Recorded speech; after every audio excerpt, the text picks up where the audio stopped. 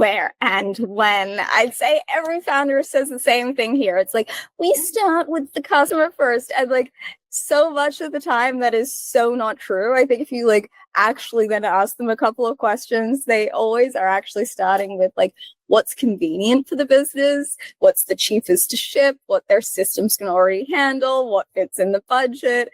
And then I think the customer kind of just gets bolted on at the end, where it's like they're saying their customer first, but it's so superficial and glossy. And I think such a dangerous game to play.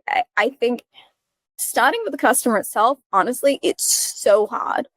It means building backwards, because it's really asking, what moment in their life do we want to own? What frustration of theirs do we want to solve? But it also really importantly means making some pretty uncomfortable trade-offs, because a lot of the time you might be saying no to a cheaper option or the faster launch. And you're doing that because you're putting the customer at the heart of everything. So like a pattern, we talk about DWC instead of DTC. So for us, that stands with direct with consumer.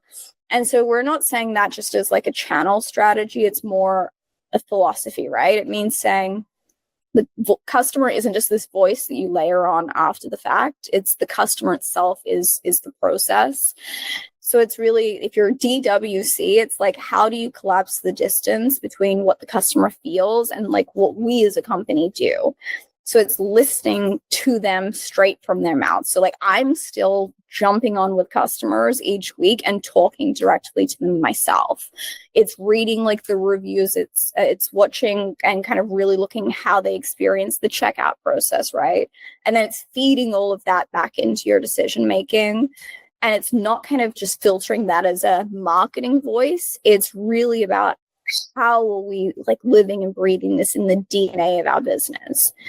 And I think that in the people that are saying it in a much more superficial way, where they're just having it be this afterthought, I think that you end up solving for oftentimes like an internal efficiency that's easier for you than a true customer pain point or friction where they feel really seen.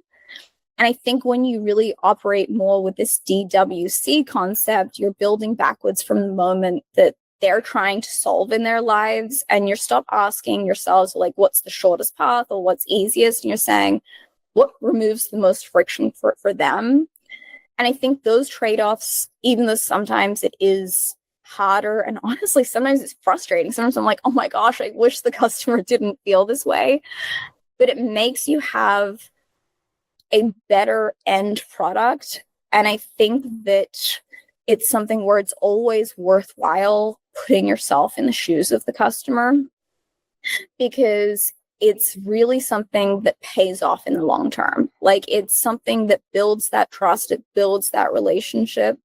And I think customers sense it. Like I always say, at the end of the day, we are humans selling to other humans, and we're creating for humans.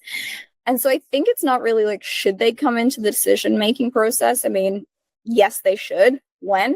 From the very beginning, before day zero.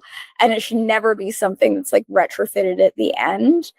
And that is so much better, not just for the customer, but for your business.